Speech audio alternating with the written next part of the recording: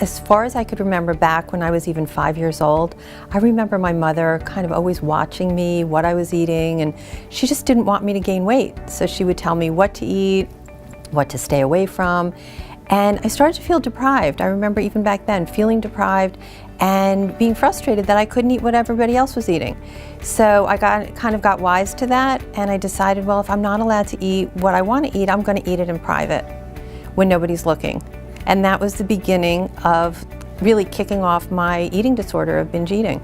And then, before I knew it, I was hiding food from my college roommates and my coworkers, and even from my husband and my children.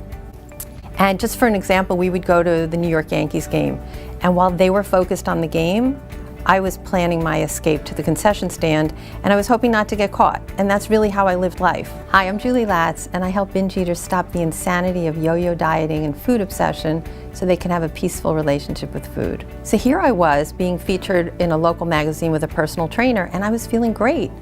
And then fast forward 8 years to my son's bar mitzvah, and I'm supposed to be enjoying that special day, and all I could think about was how fat I looked and how miserable I felt. Dieting leads to deprivation, and deprivation leads to binging. So if I was on a really strict diet and I was feeling deprived of my favorite foods, I would just get to the point where I couldn't take the deprivation anymore, and I would just really overdo it with whether it was donuts or ice cream or whatever my favorite foods were, and before I knew it, I was gaining 9 pounds in 3 days. So I've been coaching people just like you for a number of years, and what I found is that my system has literally led to a 100% success rate in getting people to stop binge eating. I knew that there had to be no dieting and no deprivation, and I had to finally figure out a way to eat any and every food that I like and do it in moderation.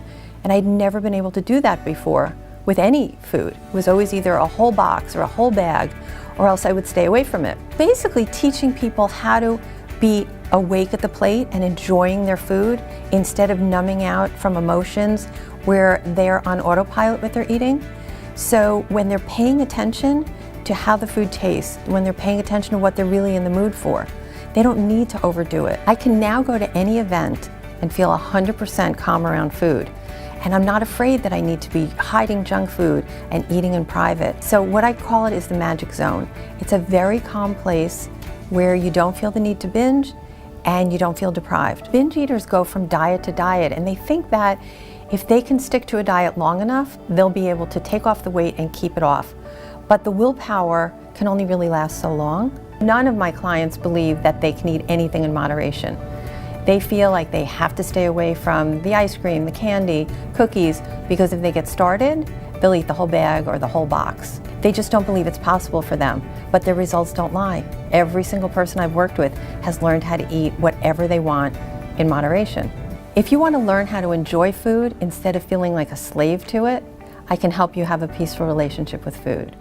I can't wait to show you how to live the life you never thought was possible.